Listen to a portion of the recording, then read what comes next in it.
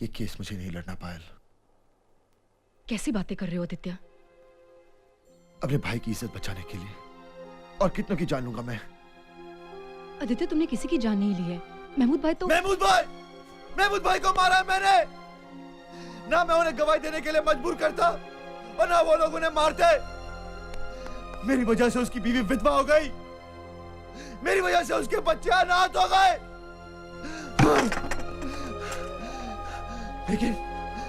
लेकिन अब मेरी वजह से किसी की जान नहीं जाएगी। मैं ये केस नहीं लड़ सकता पायल। मैं ये केस नहीं लड़ सकता। मैं ये केस नहीं लड़ सकता। मैं ये केस नहीं लड़ सकता। बस। आदित्य, महमूद भाई के कातिल तुम नहीं हो। वो लोग हैं जिन्होंने अनुज की भी जान ली है।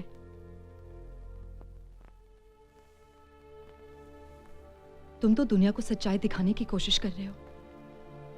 मुजरिम तो वो लोग हैं जो सच्चाई को छिपाने की कोशिश कर रहे हैं। ये लड़ाई तुम्हें लड़नी ही होगी। ये केस जीतना ही होगा तुम्हें।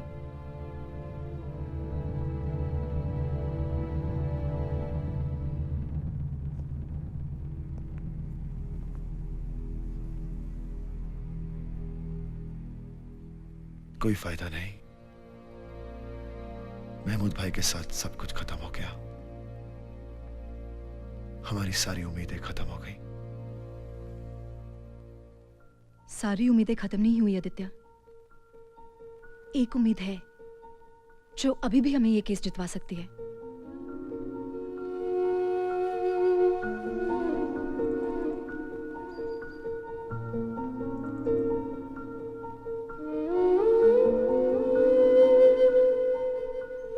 देख लिया आप लोगों ने, उस हादसे के बाद इसकी ऐसी हालत हो गई है। मैंने अनुज की हर तस्वीर को फाड़ दिया, लेकिन सारा दिन ये उसी के बारे में सोचती रहती है। सारी रात सो नहीं पाती, और अगर नींद आ भी जाए तो घबरा कर उठकर बैठ जाती है। कोई ऊंची आवाज में बात करे तो डर जाती है। अपने ही घर में हम टीवी नहीं चलाते। मैं नहीं चाहता कि ये कोई ऐसी चीज देखे जिससे इसे अनुज की याद आ जाए, और आप लोग इसे कोर्ट ले जाने की बात कर रहे हैं। देखिए, हमें हमारे हाल पे छोड़ दीजिए। मैं आपके आगे हाथ जोड़ता हूं, और आइंदा आप लोग यहां कभी मत आइए, प्लीज। पापा,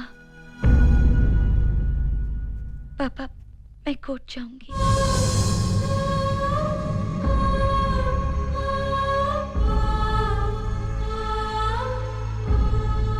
मगर बेटा, डॉक्टर ने तुम्हें कहीं आने जाने के लिए मना किया है। अगर क्या हो जाएगा मुझे? ज्यादा से ज्यादा मैं मर जाऊंगी ना। अनुज के जाने के बाद वैसे भी कौन सी जिंदा हूं मैं।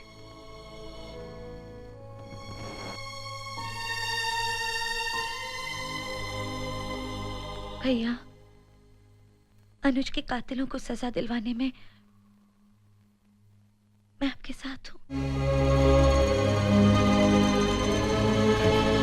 मिस पायल, आप अपना गवाह पेश कर सकती हैं। जी योर ऑनर, मेरी गवाह है मिस रमोना।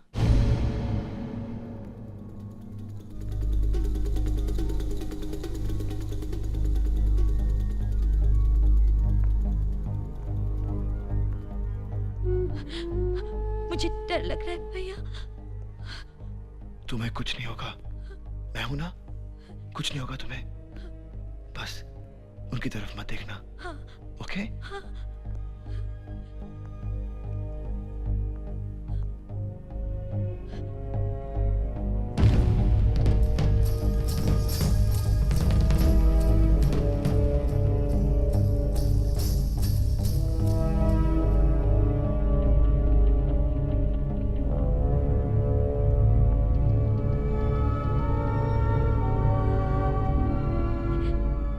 जो भी कहूंगी सच कहूंगी। सच के सिवा मैं और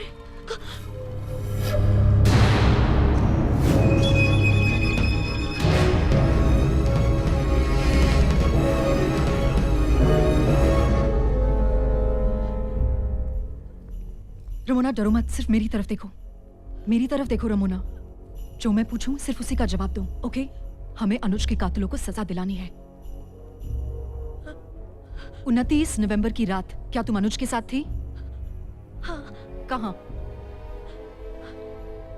वो मेरे घर आया था। फिर हम लोग ड्राइव पे गए थे। उसके बाद क्या हुआ? Police station. Police station? मगर क्यों? बोलो रमोना, बोलो। हाँ, क्या हुआ पुलिस स्टेशन में? रमोना मेरी तरफ देखो, डरो मत। रमोना इधर देखो, डरो मत। उस रात ऐसी क्या बात हुई कि तुम्हें और अनुज को पुलिस स्टेशन जाना पड़ा? याद करो रमोना, बोलो। अनुज और मैं गाड़ी में बैठ के बातें कर रहे थे। बहुत परेशान था वो। क्या बोल रहा था वो? बोल रहा था अपने भैया से बहुत प्यार करता है वो। उसे अच्छा नहीं लग रहा था उनसे झगड़ा करके। मैं उसे समझाने की कोशिश कर रही थी कि तभी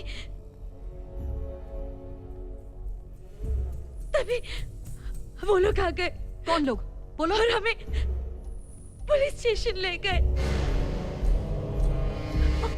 और वहाँ क्या? हाँ? उन्होंने अनुज के साथ। अनुज को क्या किया अनुज के साथ? उन्होंने अनुज के साथ। रमोना डरो मत, तुम अदालत में खड़ी हो, जो भी कहना है साफ साफ कहो। क्या किया उन्होंने अनुज के साथ? कम ऑन रमोना, बोलो। रमोना क्या हुआ अनुज के साथ? यही है वो लोग। इन्होंने अनुज को मार दिया। मुझे भी नहीं छोड़ेंगे, नहीं छोड़ेंगे मुझे नहीं छोड़ेंगे। रमोना नहीं छोड़ेंगे मुझे। कुछ नहीं होने मार देंगे मुझे। वाला, कुछ नहीं होने वाला। मार देंगे रमोना मेरी बात सुनो। रमोना, मार देंगे रमोना।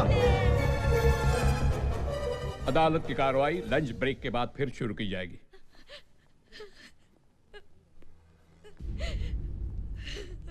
रमोना, रमोना, आप इसे घर ले जाइए, मैं आपको बाद में फोन करता हूँ।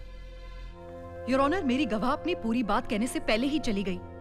यहाँ मौजूद कुछ लोगों को देखकर बुरी तरह डर गई थी, लेकिन जाने से पहले उसने उन लोगों के नाम लिए जो अनुज के कातिल हैं। I object my lord. Prosecution lawyer मेरे क्लाइंट्स को कातिल कहने की कोशिश कर रही हैं, जबकि वो एक भी ऐसा गवाह पेश नहीं कर पाई हैं जिससे ये साबित हो सके कि मेरे क्लाइंट्स कातिल हैं। माय लॉर्ड, जबकि उनका गवाह मेरे क्रॉस क्वेश्चन करने से पहले ही भाग गया अदालत से। माय लॉर्ड, मैं अभी एक ऐसा गवाह पेश करूंगा जिससे मिस पायल अनगिनत सवाल कर सकती हैं। वो सारे सवालों का जवाब देंगे और वो अदालत से भागेंगे नहीं। मेरे अगले गवाह हैं डॉक्टर M.K. बंसल, जो JJ हॉस्पिटल में साइकेट्रिस्ट हैं। डॉक्टर बंसल, क्या आप अदालत को यह बता सकते हैं कि आप कितने सालों से ऐसे मरीजों का इलाज कर रहे हैं जो दिमागी रूप से कमजोर हैं? जी पिछले 10-12 साल से। 10-12 साल से मतलब काफी तजुर्बा है आपको। जी। रमोना को जानते हैं? आपकी मरीज थी वो? जी हाँ, वो मेरे पास इलाज के लिए आया करती थी और जब से उसके बॉयफ्रेंड की डेथ हो गई है वो काफ़ी परेशान रहती थी। परेशान रहती थी, इसका मतलब यह है कि उसकी परेशानी उसके दिमाग में चली गई होगी, तभी उसके पिताजी उसको आपके पास लेकर आए, राइट? हाँ, वो अपना कॉन्फिडेंस खो बैठी थी। कॉन्फिडेंस खो बैठी थी, इसका मतलब अगर मेडिकल या टेक्निकल लैंग्वेज में कहा जाए तो हम ये कह सकते हैं कि वो दिमागी रूप से कमजोर थी। आप ऐसा कह सकते हैं। There you are my lord. Prosecution lawyer एक पागल लड़की को गवाह बनाकर केस का रुख बदलना चाहती है माय लॉर्ड। एक ऐसी लड़की जो अपने प्रेमी की मौत के बाद कुछ भी सोचती है, कोई भी कहानी बनाती है। लेकिन हमारी मित्र लॉयर पायल को यह पता होना चाहिए कि अदालत कहानियों पर नहीं, ठोस सबूतों पर विश्वास करती है। इसलिए माय लॉर्ड, मेरी अदालत से यह दरख्वास्त है, मेरे क्लाइंट्स को और ज्यादा परेशान करने की बजाय यह केस यहीं खारिज कर दिया जाए। प्रोसिक्यूशन ने जो सबूत पेश किए हैं वो यशवंत ठाकुर और उनके दोनों साथियों को मुजरिम ठहराने के लिए काफी नहीं है। लिहाजा ये अदालत इस केस को यही खत्म करते हुए इन तीनों को इस इल्जाम से बाइज्जत बरी करती है। वेल डन मलकानी साहब, वेल डन, फैंटास्टिक जॉब। हमने कहा था इनसे, आपको चिंता करने की जरूरत नहीं, वो भी हमारे ऊपर।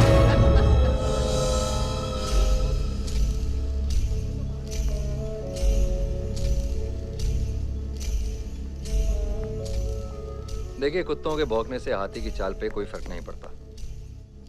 हो गया ना फैसला, दूध का दूध और पानी का पानी। और सच पूछिए तो मुझे इस मामले में किसी से कोई शिकायत नहीं, उन लोगों से भी नहीं जिन्होंने जानबूझकर हमारी बेदाग वर्दी पे कीचड़ उछालने की कोशिश की। और सच तो ये है कि मुझे ऐसे लोगों पर गुस्सा नहीं, तरस आता है। अपने छोटे भाई की लाश को देखकर कोई भी पागल हो सकता है, और फिर वो तो छोटा भाई कम और बेटा ज्यादा था उनका। और बेटा कितना भी कमीना क्यों ना हो, माँ बाप की